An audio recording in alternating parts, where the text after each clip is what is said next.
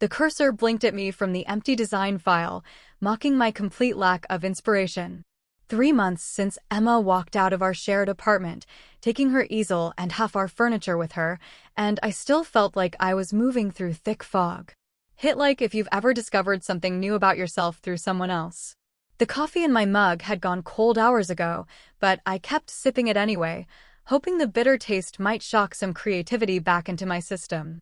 "Avery, you okay over there?" Marcus called from his desk across the open office space. "You've been staring at that screen for like 20 minutes. I forced a smile and waved him off. "Just thinking through some concepts." The lie came easily now. I'd gotten good at pretending everything was fine, that I wasn't just going through the motions of my life as a graphic designer at Fletcher Creative. The truth was, I couldn't remember the last time I'd felt genuinely excited about a project or anything really. My phone buzzed with a text from my sister. "Drinks tonight? You need to get out of that apartment." I typed back a quick excuse about deadlines and turned the phone face down. The thought of sitting in some crowded bar, pretending to be interested in small talk while my sister shot me concerned looks all evening, made my chest tight with anxiety. The breakup had been civil enough, if you could call 2 years of shared dreams dissolving into polite conversation about who would keep the Netflix subscription civil. Emma said we'd grown apart, that she needed space to figure out who she was as an artist. I'd nodded and helped her pack, even though part of me wanted to scream that I was still the same person who used to stay up until 3 in the morning discussing color theory and the way light changed throughout the day. But maybe that was the problem. I was still the same person, while she'd evolved into someone who needed more than I could give. My coworkers had been patient with my withdrawal at first. They'd invited me to happy hours and weekend gatherings, but after enough polite declines, the invitations had stopped coming. I told myself I preferred it this way, that I was protecting myself from having to explain the hollow feeling in my chest or the way I'd lost interest in everything that used to bring me joy. The Fletcher Creative office buzzed with its usual afternoon energy, keyboards clicking, phones ringing, the occasional burst of laughter from the marketing team's corner. I used to love this atmosphere, the creative collaboration and shared passion for bringing ideas to life. Now it felt like watching a movie of someone else's life, like I was observing from behind glass. I opened a new file and started sketching random shapes, hoping muscle memory might kick in where inspiration had failed. The logo I was supposed to be designing for a local bakery stared back at me, half-finished and uninspired. Everything I created lately felt flat, lacking the spark that had once made my work stand out.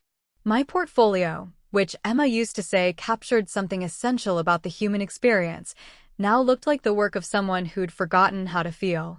The elevator dinged, and I glanced up automatically, a habit from my more social days when I'd been curious about who was coming and going. A woman I didn't recognize stepped out, carrying a laptop bag and looking around with the slightly overwhelmed expression of someone on their first day.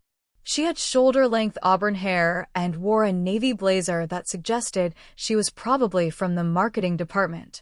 "That must be the new hire," whispered Jen from the desk next to mine. "Hannah something. Marketing coordinator." I watched as David, our creative director, approached the woman with his usual welcoming smile. They shook hands, and I caught a glimpse of her laugh, bright and genuine, the kind that made you want to smile even if you hadn't heard the joke. For a moment, I felt a flicker of something I couldn't quite name, like a muscle memory of what it felt like to be drawn to someone. But the feeling passed as quickly as it had come, replaced by the familiar numbness that had become my default state. I turned back to my screen, determined to finish at least one project before the day ended. The bakery logo wouldn't design itself, and I had bills to pay and a reputation to maintain, even if I felt like I was sleepwalking through my own life. The rest of the afternoon passed in a blur of revisions and client emails. I stayed later than necessary, partly because I had nothing waiting for me at home except leftover Thai food and another evening of mindless television. The office gradually emptied until it was just me and the cleaning crew, the familiar hum of fluorescent lights and the distant sound of traffic from the street below. As I finally packed up my things, I caught myself thinking about the new woman again, Hannah. There had been something about her presence that cut through my fog, if only for a moment. Maybe it was just the novelty of a new face in our small office, or maybe I was so starved for genuine human connection that even a stranger's laugh could pierce through my carefully constructed walls. I shook my head, annoyed with myself for reading too much into a 30-second observation. The last thing I needed was to develop some inappropriate workplace crush on someone I'd barely seen, especially when I was still figuring out how to exist in my own skin again. Emma had been right about one thing. I didn't need to figure out who I was, though I suspected my version of that journey looked different from hers. The elevator doors closed behind me, and I watched the floor numbers descend, each one taking me further from the place where I spent most of my waking hours pretending to be the person I used to be. Tomorrow would bring another day of going through the motions, another opportunity to convince everyone around me that I was healing when really I was just getting better at hiding how lost I felt. But as I walked to my car in the parking garage, I found myself wondering what had made Hannah laugh, and whether she was the kind of person who brought that same brightness to everything she did. It was a dangerous thought, the kind that suggested I might still be capable of curiosity about another human being. I pushed it away as I started the engine, but it lingered at the edges of my consciousness, like a promise I wasn't ready to believe in yet. The Monday morning coffee in the break room tasted like cardboard, but I drank it anyway, staring at the motivational poster someone had hung next to the microwave. Creativity is intelligence having fun, it proclaimed in cheerful yellow letters. I wondered who had put it there and whether they actually believed it. Avery? Marcus, our creative director, appeared beside me with his usual Monday morning energy. Got a minute? I want to introduce you to someone. I followed him back to the main office space, where a woman with shoulder-length auburn hair was setting up at the desk that had been empty for the past month. She looked up as we approached, and I noticed her eyes were the kind of green that reminded me of sea glass. Avery, meet Hannah Chin, our new marketing coordinator. Hannah, this is Avery Sullivan, one of our best graphic designers. Marcus gestured between us with the enthusiasm of someone who genuinely loved making connections. I'm pairing you two up for the Meridian Hotel's rebrand. Hannah's got some brilliant ideas about their target demographic. Hannah stood and extended her hand. Her grip was firm, confident. I've actually been looking at your portfolio online, she said, and there was something in her voice that made me pay attention for the first time in weeks. Your work on the Coastal Bank campaign was incredible. The way you balanced modern aesthetics with that sense of trust and stability, it's exactly what financial institutions struggle to achieve. I felt a small flutter of surprise. Most people complimented my work in generic terms, but Hannah had clearly studied it, understood the strategic thinking behind the visual choices. Thank you. That was a challenging brief. The best ones usually are. She smiled, and when she did, her whole face transformed. There was something infectious about it, like warmth spreading through a cold room. I have some thoughts about Meridian that I think you'll find interesting. Their current brand identity is so generic it could be for any hotel chain anywhere. But their locations are incredible, boutique properties in these amazing historic buildings. We're not selling them right. Marcus nodded approvingly. See? I knew you two would click. Hannah, why don't you show Avery what you've been working on? The client meeting is Thursday, so you've got a few days to collaborate. As he walked away, Hannah turned back to me with an expression I couldn't quite read. I hope you don't mind being stuck with the new person. I promise I'm not completely clueless about design, even if I'm coming from the marketing side. It's fine, I said, though something about her energy was already disrupting the careful numbness I'd cultivated over the past 3 months. What did you have in mind? She gestured toward her computer screen, where she'd pulled up the Meridian Hotel's website alongside what looked like a mood board. Look at this. Their current branding screams budget business travel. But I stayed at their Portland location last month, and it was this gorgeous converted textile mill with exposed brick and these amazing industrial light fixtures. The lobby had original hardwood floors and local artwork. It felt like discovering a secret. I leaned closer to look at her screen, catching a hint of her perfume, something clean and citrusy. She'd done her research, pulling together images that captured the authentic character of boutique hotels, warm lighting, architectural details, spaces that felt curated rather than corporate. You're right, I said, and meant it. Their current brand completely misses what makes them special. Exactly. Her enthusiasm was palpable, and I found myself drawn into it despite my best efforts to remain detached. I think we need to position them as the anti-chain hotel. Places with stories, with character. For travelers who want to feel like they're discovering something unique, not just booking a room. She clicked through to another tab, showing me demographic research she'd compiled.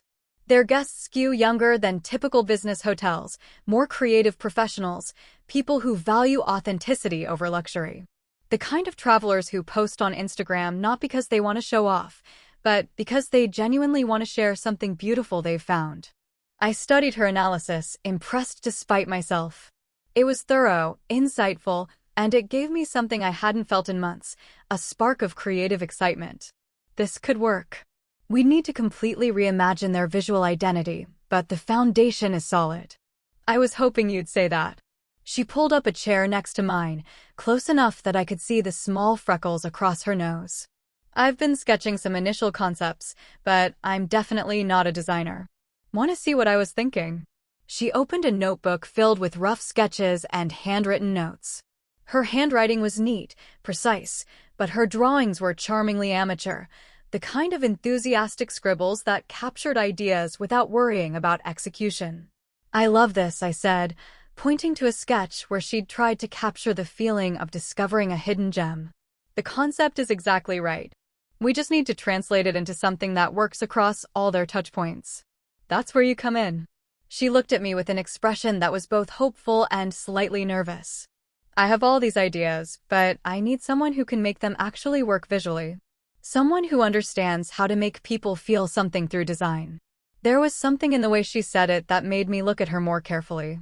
She wasn't just being polite or professional, she seemed genuinely excited about the possibility of working together. When was the last time someone had looked at me like that, like I might have something valuable to offer? I think we should start with the logo, I said, surprising myself by actually feeling engaged with the project for the first time in weeks. Something that feels handcrafted, authentic. Not the generic sans serif they're using now. Yes! She practically bounced in her chair. I was thinking about that too. Something that feels like it could have been carved into the original building, you know? Like it's part of the architecture instead of just slapped on top. We spent the next hour talking through possibilities, and I found myself actually enjoying the conversation. Hannah asked thoughtful questions, built on my ideas instead of just nodding politely, and had a way of describing concepts that made me see them differently. She talked about brand identity the way I thought about design, as storytelling, as creating emotional connections. We should probably schedule some time to work on this properly, I said finally, glancing at the clock and realizing how quickly the time had passed. Absolutely. Are you free tomorrow afternoon? We could grab coffee and really dive into the visual direction. I hesitated for a moment, remembering my recent pattern of avoiding anything that felt too social, too personal. But something about Hannah made me want to say yes. That works. There's a good place a few blocks from here. Perfect. She smiled again, and I felt that same flutter of warmth I'd noticed earlier. I have a feeling this is going to be a great project. As I walked back to my desk, I realized I was actually looking forward to tomorrow afternoon. For the first time in months, I had something to anticipate besides another evening alone with takeout and Netflix. Hannah's enthusiasm was infectious, and her genuine appreciation for my work had awakened something I'd thought was gone forever, the desire to create something meaningful. Maybe Marcus was right. Maybe this partnership was exactly what I needed. The following Monday morning, I found myself checking the clock every few minutes, waiting for Hannah to arrive.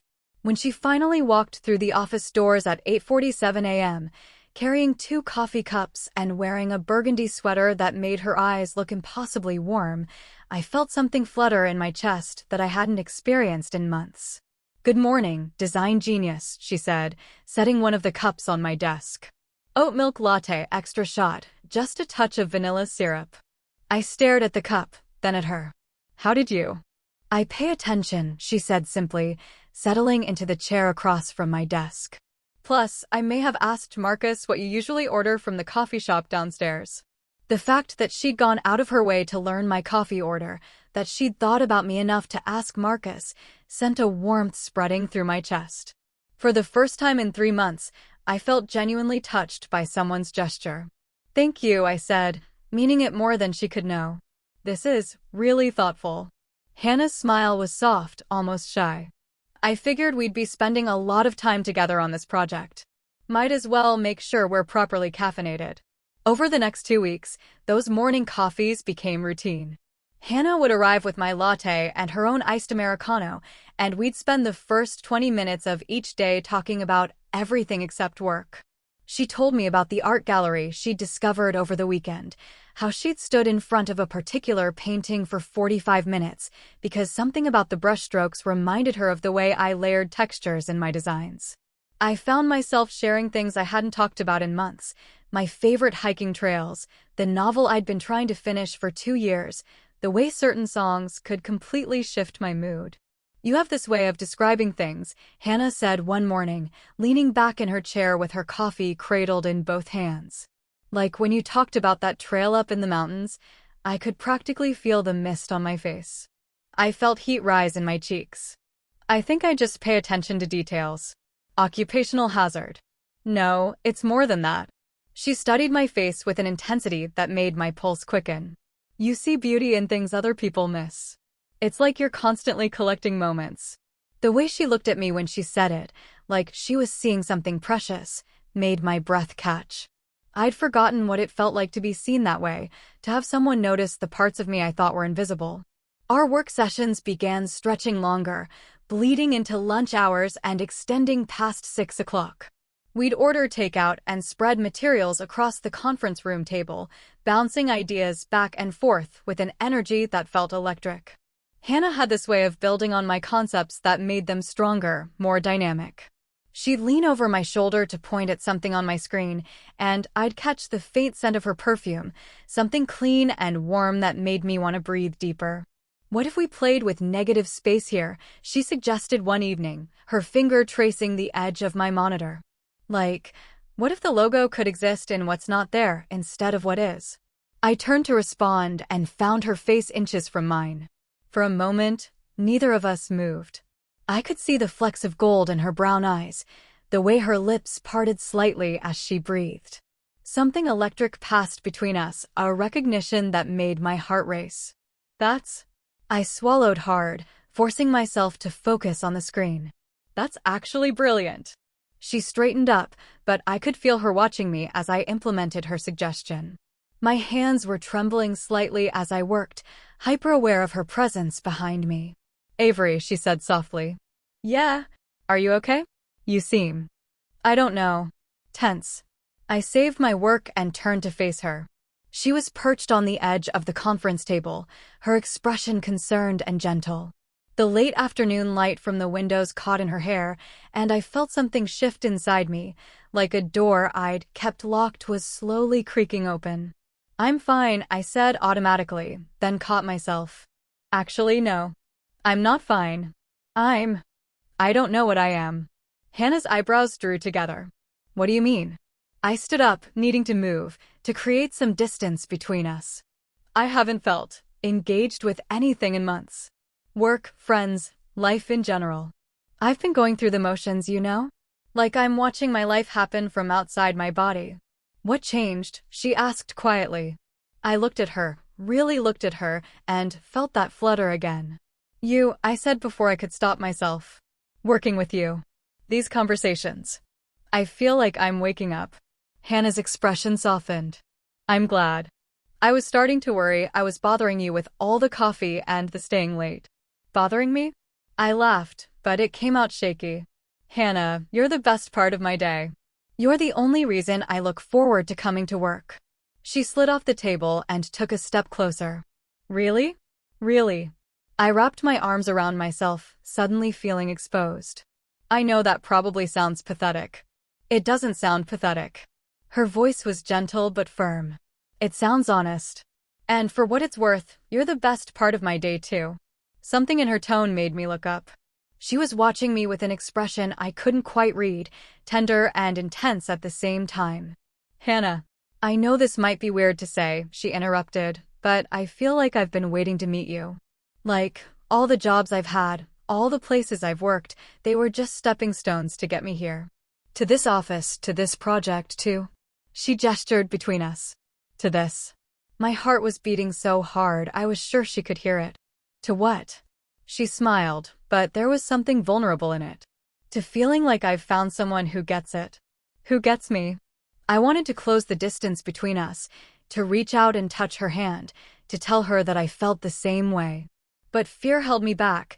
Fear of misreading the situation, of ruining the best thing that had happened to me in months, of being vulnerable again after Emma had left me feeling so broken.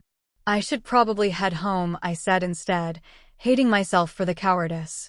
Hannah's face fell slightly, but she nodded. Of course. It's getting late. As I packed up my things, I could feel her watching me. When I reached the door, I turned back. Hannah? Yeah, thank you. For the coffee, for the late nights, for making me feel like myself again. Her smile was radiant. Thank you for letting me. Walking to my car, I felt lighter than I had in months. But underneath the lightness was something else, a growing awareness that what I was feeling for Hannah was more than professional admiration, more than friendship. It was attraction, pure and simple, and it terrified me as much as it thrilled me. That night, I lay in bed replaying every moment of our conversation, every look, every accidental touch. Hannah made me feel seen in a way I'd forgotten was possible. She made me want to be brave again, to take risks, to open myself up to possibility. For the first time since Emma left, I felt ready to feel something real. The Meridian project presentation went flawlessly. Hannah's marketing strategy paired perfectly with my visual concepts, and when the client approved everything with enthusiastic praise, I felt a surge of professional pride I hadn't experienced in months. As we packed up our materials in the conference room, Hannah's eyes were bright with excitement. We absolutely crushed that, she said, sliding her laptop into her bag. The way you explained the color psychology behind the logo redesign was brilliant. I could see the exact moment they fell in love with it. I felt warmth spread through my chest at her praise. Your market research made all the difference. When you presented those consumer insights, it gave my design real purpose. We walked back to our desks together, and I noticed how the afternoon light from the office windows caught the golden highlights in Hannah's hair. She'd been bringing me coffee every morning for 2 weeks now, always remembering exactly how I liked it: 2 sugars, splash of cream, no foam. The small gesture had become something I looked forward to, a bright spot that made even mundane Tuesday mornings feel special. You know what? Hannah said, stopping at my desk. We should celebrate. This project has been consuming our lives for weeks, and we deserve to acknowledge what we just accomplished. I glanced around the office, noting how most of our colleagues were already packing up for the day. What did you have in mind? There's this wine bar I've been wanting to try. Vino Veritas, about 10 minutes from here. They have this cozy atmosphere, nothing too fancy, but I heard they have an amazing selection. She paused, and I caught something almost hesitant in her expression. Would you want to grab a drink? Just the 2 of us. The invitation sent a flutter through my stomach. Over the past weeks, our professional collaboration had evolved into something deeper. We'd started staying late together, ostensibly to work on the project, but our conversations had begun wandering into personal territory. Hannah would ask about my weekend plans, my favorite books, my thoughts on everything from abstract art to travel destinations. I found myself sharing things I hadn't talked about with anyone in months. I'd love that, I said, and meant it completely. An hour later, we were settled into a corner booth at Vino Veritas, the kind of intimate space with exposed brick walls and dim lighting that made conversation feel naturally more personal. Hannah had ordered a Pinot Grigio, and I'd chosen a Malbec. The wine was warming me from the inside, but I suspected Hannah's presence was doing most of the work. So tell me, Hannah said, swirling her wine gently, what got you into graphic design? I mean, I know you're incredibly talented, but what drew you to it initially? I thought about the question, appreciating how she always asked things that required real answers. I think I've always been fascinated by how visual elements can communicate emotion. Like, you can take the same message and completely change how someone feels about it just by adjusting the typography or color palette. That's exactly what I noticed about your work, Hannah said, leaning forward slightly. There's this emotional intelligence in your designs. They don't just look good, they make people feel something specific. The way she looked at me when she said it made my heart skip. There was something in her expression, an intensity that went beyond professional admiration. I took a sip of wine, trying to steady myself. What about you? I asked. Marketing seems like it would be all about understanding people. Hannah smiled, but there was something almost vulnerable in it. I suppose it is. I've always been good at reading people, understanding what motivates them. But sometimes I think I'm better at analyzing strangers than I am at understanding my own reactions to people. What do you mean? She was quiet for a moment, running her finger around the rim of her wine glass. I'm usually very confident in professional settings. I can walk into a room full of executives and present ideas without breaking a sweat.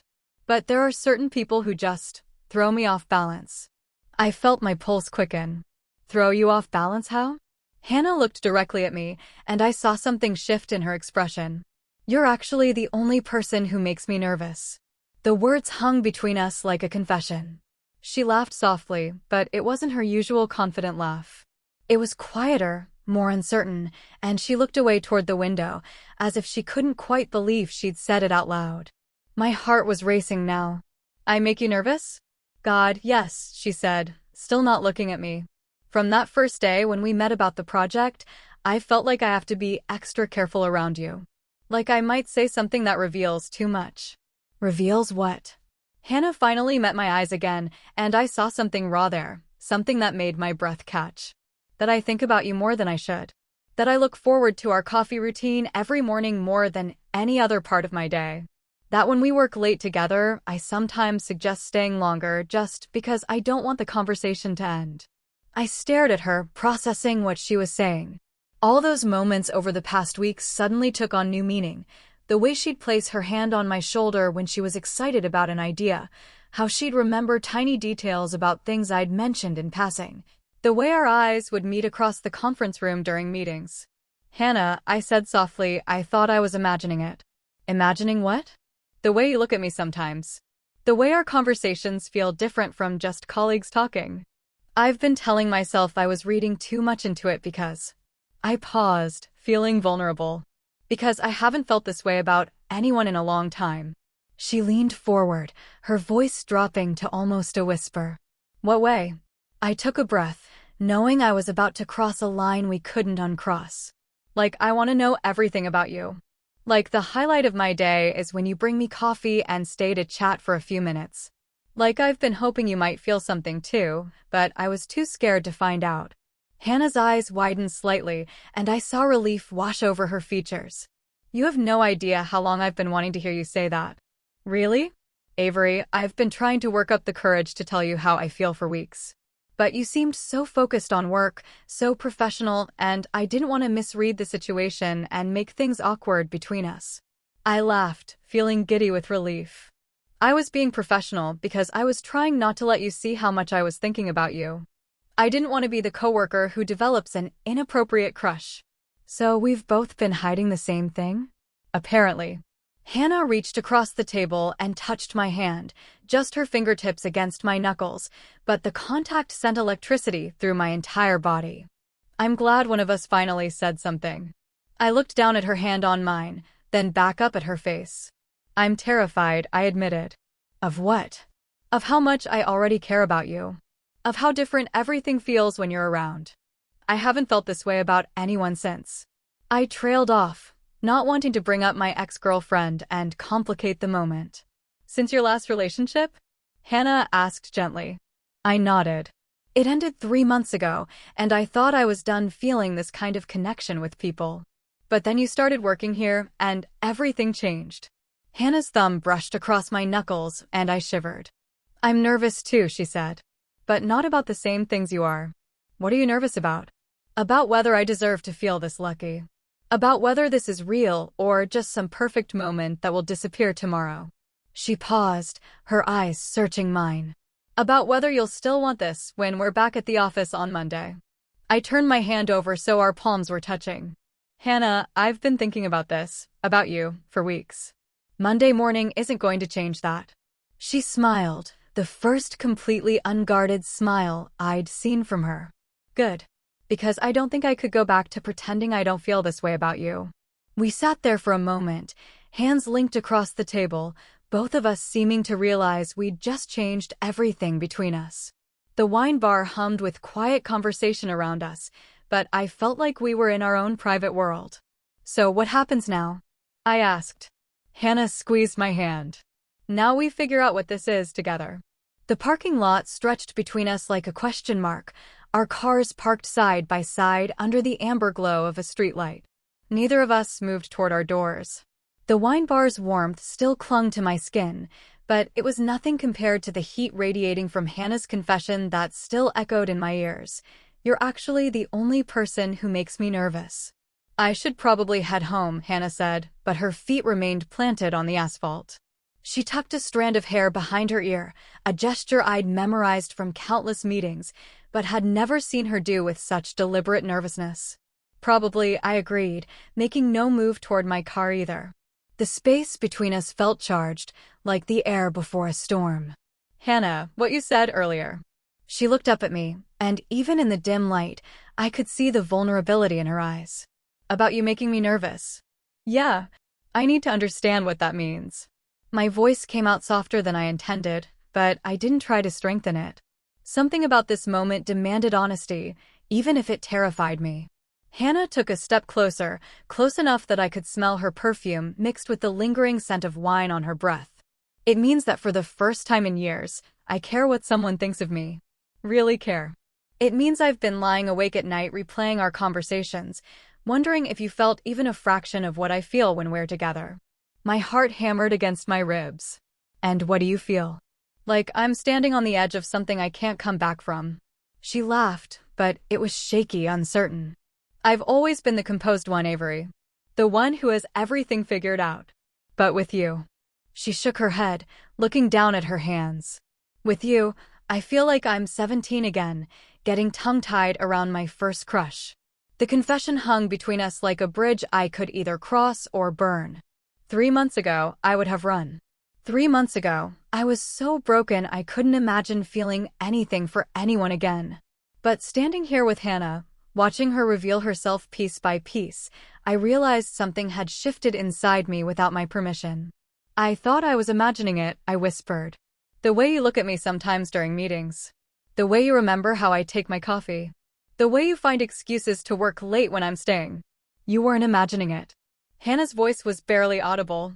I've been trying so hard to be professional, to keep things appropriate, but every time you smile at one of my ideas or get excited about a design concept, I feel like I'm falling a little deeper into something I don't know how to navigate. I reached out without thinking, my fingers finding hers in the space between us. The contact was electric, sending warmth shooting up my arm and straight to my chest. Hannah's breath caught, but she didn't pull away. I haven't felt this way about anyone since. I stopped, not wanting to bring my ex into this moment, but needing Hannah to understand. Since before everything fell apart, I convinced myself I was done with feeling, that it was safer to just exist without wanting anything from anyone. And now? Now I'm terrified, I admitted, my thumb tracing across her knuckles. But I'm also more awake than I've been in months. You make me want to try again, Hannah. You make me want to believe that maybe I'm not as broken as I thought. She turned her hand palm up, threading our fingers together properly. The gesture was simple, but felt monumental, like we were signing an invisible contract. I don't think you're broken at all. I think you're exactly who I've been waiting for without knowing I was waiting. The words hit me like a physical force. I'd spent so long believing I was damaged goods, that my capacity for love had been permanently altered by heartbreak. But looking at Hannah, seeing the way she held my hand like it was something precious, I felt those walls I'd built around myself beginning to crumble. This is crazy, I said, but I was smiling as I said it. We work together. We barely know each other outside of coffee preferences and project deadlines. I know you stay late not because you have to, but because you care about getting things right, Hannah said, stepping closer until there was barely a foot of space between us. I know you get this little crease between your eyebrows when you're concentrating. I know you hum when you're happy with a design. I know you take your coffee with oat milk because regular milk makes you feel sluggish, and you always order Thai food when you're stressed because it reminds you of your college roommate who taught you that spicy food fixes everything. I stared at her, overwhelmed by how much she'd noticed, how much she'd cared enough to remember. How do you know all that? Because I've been paying attention to you for weeks, Avery. Because every little thing you do matters to me in a way that should probably scare me more than it does. The confession broke something open in my chest. Before I could second-guess myself, before I could retreat into the safety of professional boundaries and emotional walls, I closed the distance between us. My free hand found her face, fingers tracing the line of her jaw as I searched her eyes for any sign of hesitation. "Tell me this isn't just me," I whispered. "It's not just you," she breathed, and then she was leaning into my touch, her eyes fluttering closed. "It's so not just you." I kissed her then, soft and tentative at first, like I was asking a question. Her lips were warm and tasted like the wine we'd shared, but underneath that was something uniquely Hannah, something that made my entire body come alive. She kissed me back with a sweetness that made my knees weak, her free hand coming up to rest against my chest. When we finally broke apart, we stayed close, foreheads touching, sharing the same air. I could feel her trembling slightly, or maybe that was me. Maybe it was both of us, standing on the precipice of something that could change everything. "I can't believe we just did that," Hannah whispered, but she was smiling and her hand was still in mine. "I can't believe we waited this long," I replied, surprising myself with the honesty. "I've been wanting to kiss you for weeks." "Weeks?" She pulled back slightly to look at me, eyebrows raised. "Try since the first day we met. You were explaining your design philosophy, and you got so passionate about the importance of negative space, and I thought, I am in so much trouble." The laughter that escaped me felt rusty from disuse, but genuine. "You hit it well. I was convinced you were just being professionally friendly." Professional friendly doesn't involve memorizing someone's coffee order and finding excuses to bring them caffeine every morning, Hannah pointed out, grinning. I was about as subtle as a brick through a window. "Well, I was apparently oblivious to flying bricks," I said, then grew serious again. "Hannah, I need you to know that this isn't just rebound behavior for me. I'm not looking for a distraction from my breakup. What I feel for you is real," she finished when I struggled for words. "I know. I feel it too. This isn't casual for me either, Avery. I don't do casual." Standing there in the parking lot, still holding hands under the streetlight, I felt something I hadn't experienced in months: hope. Not the desperate, grasping kind that had sustained me through the worst of my heartbreak, but something steady and warm and entirely focused on the woman in front of me. "So what happens now?" I asked, though part of me was afraid of the answer. Hannah squeezed my hand. "Now we figure it out. Together." The morning light filtered through my apartment windows differently than it had in months. I lay in bed, staring at the ceiling, my fingers unconsciously touching my lips where Hannah's kiss still lingered like a secret I wasn't ready to share with the world. The memory played on repeat, the way she looked at me under that streetlight, vulnerable and brave all at once, the softness of her mouth against mine, the way my entire body had responded like it was remembering how to feel alive again. I rolled over and grabbed my phone, half expecting to find a text from her, half terrified of what it might say. Nothing yet. The rational part of my brain whispered warnings about workplace complications, about moving too fast, about the mess that could unfold if this went wrong.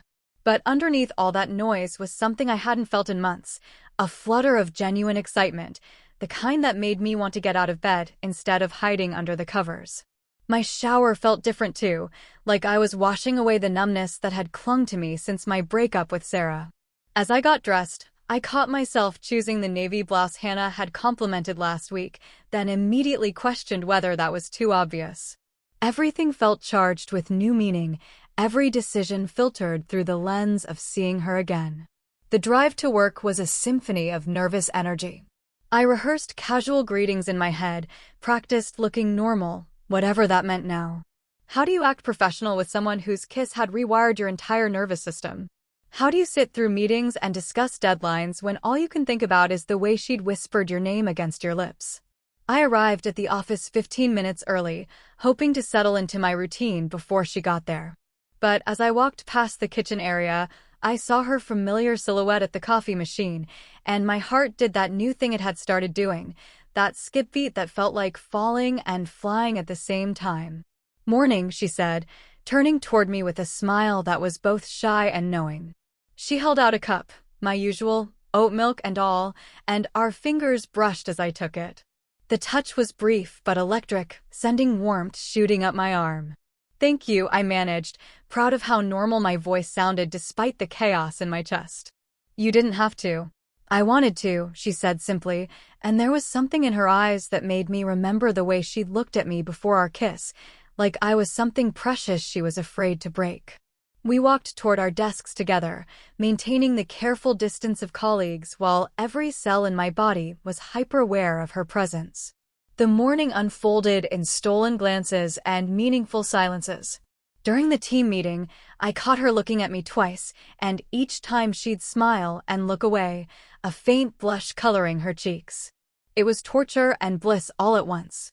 Around noon, my phone buzzed with a text from her. "I haven't been able to stop thinking about last night." I stared at the message, my heart hammering against my ribs. The honesty of it, the way she'd put herself out there again, made me brave enough to respond. "Me neither." I keep replaying it. Her response came quickly. "Good replaying or panic replaying?" I laughed despite myself, typing back, "Definitely good." Scary good. The afternoon crawled by in a haze of anticipation and nervous energy.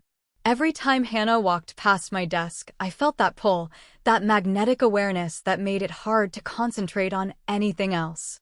When she stopped to ask about the Morrison account revisions, leaning close enough that I could smell her perfume, I had to grip my mouse to keep my hands steady. "Are you free for lunch tomorrow?" she asked quietly, her voice carefully casual, but her eyes hopeful. "Yes," I said, probably too quickly, but her smile made it worth the embarrassment. As the day wound down, I found myself staying later than necessary, reorganizing files that didn't need organizing, anything to extend the possibility of another moment with her. When most of the office had cleared out, she appeared at my desk with her jacket over her arm. "Walk me to my car?" she asked, and I nodded, grabbing my things with hands that trembled slightly. The elevator ride down was charged with unspoken words. We stood closer than necessary, our shoulders touching, and I could feel the tension building between us like a storm about to break. In the parking garage, she turned to face me, and I saw my own nervous excitement reflected in her expression. "I need you to know," she said, her voice soft but steady, "that I don't do this.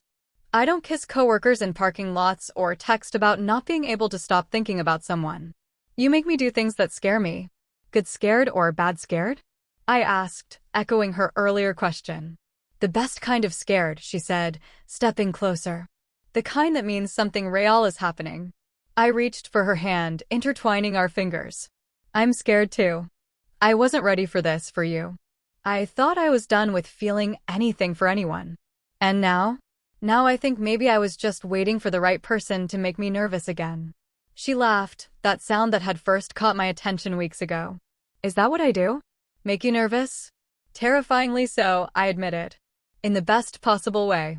We stood there in the dim parking garage, holding hands like teenagers, both of us grinning like we'd discovered something miraculous.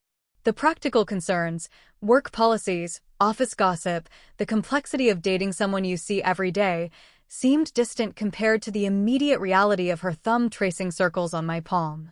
"So, what do we do now?" I asked. "Now," she said, "we figure it out as we go. Together."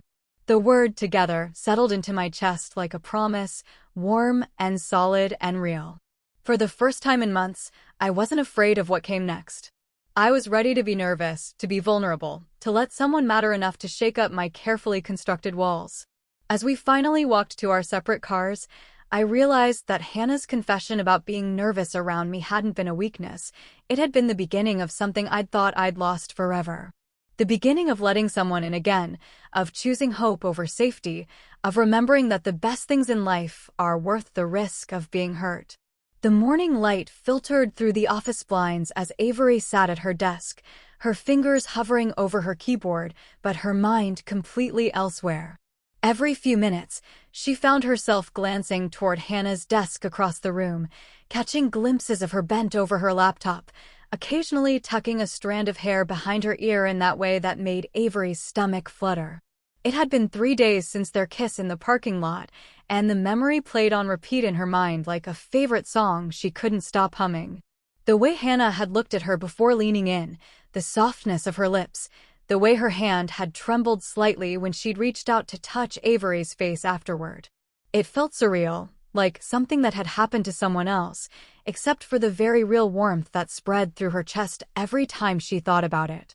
Hannah had texted her that night after they'd both gotten home, just a simple, "Thank you for tonight," followed by a heart emoji. Avery had stared at the message for 10 minutes before responding with, "Thank you for being brave enough to tell me how you felt." They'd exchanged a few more messages, carefully navigating the new territory between them, but hadn't had a chance to talk properly since. Now, watching Hannah present quarterly marketing metrics to their small team, Avery marveled at how composed she appeared. No one else in the room could possibly know that this same woman had whispered against her lips 3 nights ago, "I've been wanting to do that since the day we met." After the meeting, as their colleagues filed out discussing lunch plans, Hannah lingered behind, organizing her papers with deliberate slowness. When the conference room emptied, she looked up at Avery with a small smile. "Coffee?" Hannah asked, and Avery nodded, following her to the break room.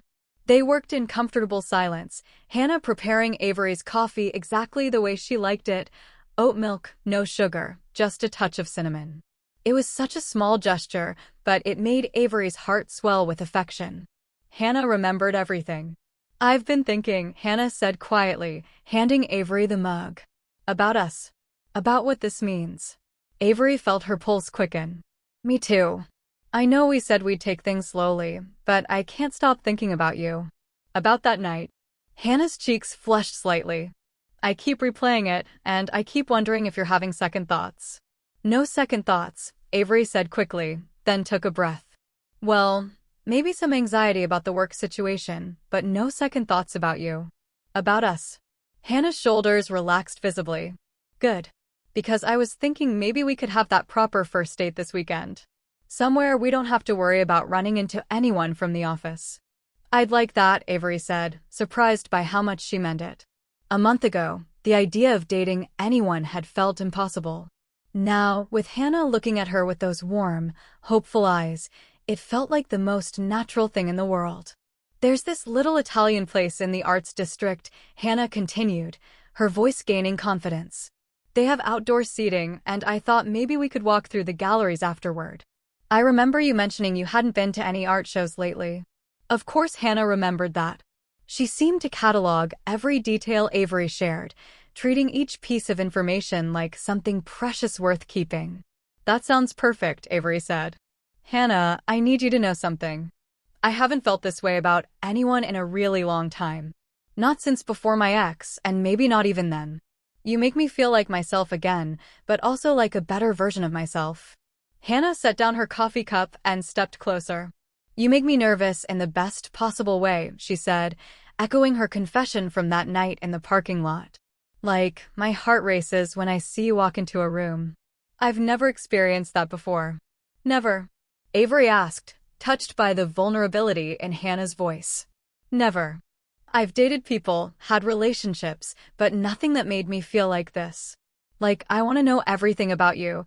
Like, I want to be the person who brings you coffee every morning and learns all your favorite things." Hannah paused, looking down at her hands. "Is that too much? Too fast?" Avery reached out and gently lifted Hannah's chin so their eyes met. "It's not too much. It's exactly what I want to." The relief that washed over Hannah's face was beautiful to see. "Really? Really? I want to know your favorite things too. I want to be the person you tell about your day, the one you call when something funny happens or when you need someone to listen."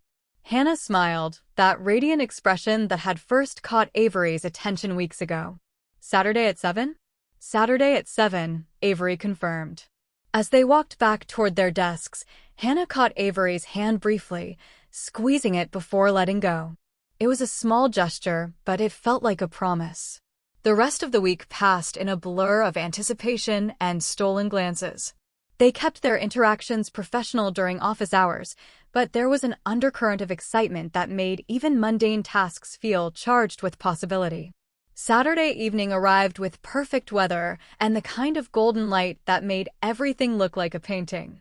Avery chose a flowing dress in deep blue, something that made her feel confident and beautiful. When Hannah picked her up, wearing a soft green blouse that brought out her eyes, Avery felt that familiar flutter of nervousness that had become her favorite feeling. "You look incredible," Hannah said, and the genuine admiration in her voice made Avery blush. "So do you," Avery replied, meaning it completely. Dinner was everything Avery had hoped for and more. They talked about their childhoods, their dreams, their fears.